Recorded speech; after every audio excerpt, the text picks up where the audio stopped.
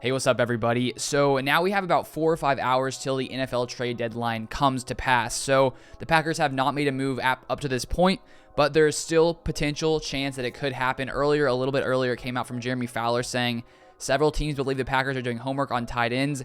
As the deadline nears, Evan Ingram and Hayden Hurst are high-end options. Jordan Atkins and Jacob Hollister would be more affordable options.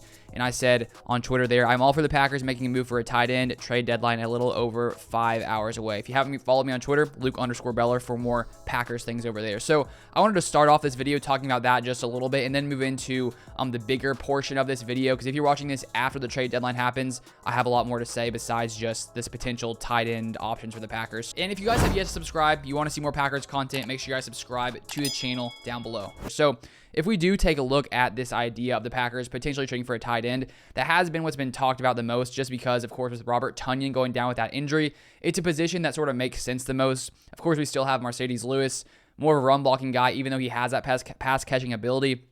We have Josiah DeGuara as well as Dominique Daphne, but I think it could make sense for the Packers to come in and get a guy maybe like Evan Ingram, possibly like Hayden Hurst. So it seems that some NFL teams, whoever they are, they seem to believe the Packers are doing their homework on these tight ends, so maybe they're potentially looking around, seeing if there's any deals they could potentially get done with only a few hours to go before the NFL trade deadline. So we'll see if something happens. If something does happen, I'll put it out on this channel in the next few hours, but we will see. I'll keep my eye on that and let you guys know what happens there. But now moving on to the next portion of this video, I sort of want to talk about, I think the Packers, one of the Packers' biggest strengths that just has been crucial, I think, for this Packers team so far this season. And that really comes down to the ability of this Packers offensive line to withstand injuries, to withstand, all the different things that have sort of come against this offensive line so far this season. Obviously, the biggest thing in the offseason, we lost Corey Linsley, who, is one of the best centers in the NFL. So obviously losing him, we knew that maybe the Packers offensive line would potentially take a step back coming into this 2021 season. Of course, the Packers then come in, draft a guy in Josh Myers to be center. And Josh Myers has, done a pretty good job so far this season, but he has missed, the past few games with injuries.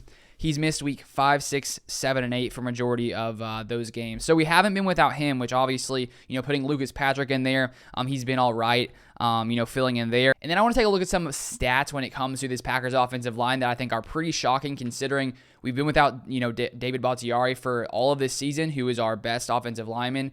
And the fact that we're this good when it comes to, pass blocking, I think is pretty wild, honestly. So right now we're the second best. We have the second best pressure percentage allowed in the NFL at only 14%. So the Packers are only allowing Aaron Rodgers to be pressured on 14% of his dropbacks, which is crazy, I think, considering, the guys that we've missed at times with Elgton Jenkins missing a few games, Josh Myers missing a few games. The fact that this Packers line has had to move around a ton, and we've still been able to play at that high of a level is pretty awesome, for this Packers offense. Then if we take a look at their pass block win rate, we have the third best pass block win rate in the NFL at 68%. And another stat, PFF ranks us as the 8th best pass blocking unit in the NFL when it comes to grades for the offensive linemen. So this Packers offensive line has been able to hold up, obviously giving Aaron Rodgers some more time back there. Because honestly, if you would have told me David Bakhtiari was down, Packers lose Corey Linsley, and, Elgton Jenkins misses some games, coming to this season, I would have thought that the Packers O-line would have struggled a lot more than they have, and they've done pretty good,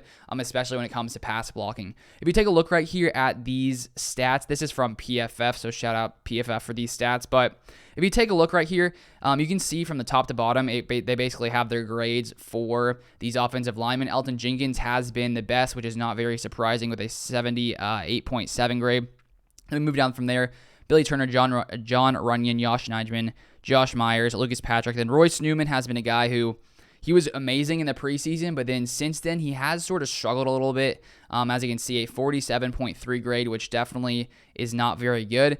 And one thing I found interesting too, this Packers pass blocking unit, as I just talked about the stats there, have been pretty solid. You can see on the right side there where it says pass blocking, most of the guys are in the green, which is, obviously a little bit above average there. But take a look at the run blocking. You can see besides Elgton Jenkins, who has a pretty high grade there at 76.3, these other guys are, not as good. Billy Turner, 60. John Runyon 58, 57, 56, then Royce Newman down there 41.8, just really not good when it comes to run blocking. But even though these alignmen have struggled when it comes to, blocking against the run, the fact that we have Aaron Jones and AJ Dillon definitely helps, and they've sort of made up, I think, for that lack of, being great when it comes to blocking the run. So just the fact that this Packers O-line has been able to withstand all these injuries, the ability to move around, to have different guys filled in different places, like Yosh Nijman filling in for Elton Jenkins on the left side when Elton Jenkins missed time, Lucas Patrick being able to go in there and fill in for Josh Myers, all these different guys that have moved around this offensive line, the fact that the Packers have been able to do that and still, for majority of the time,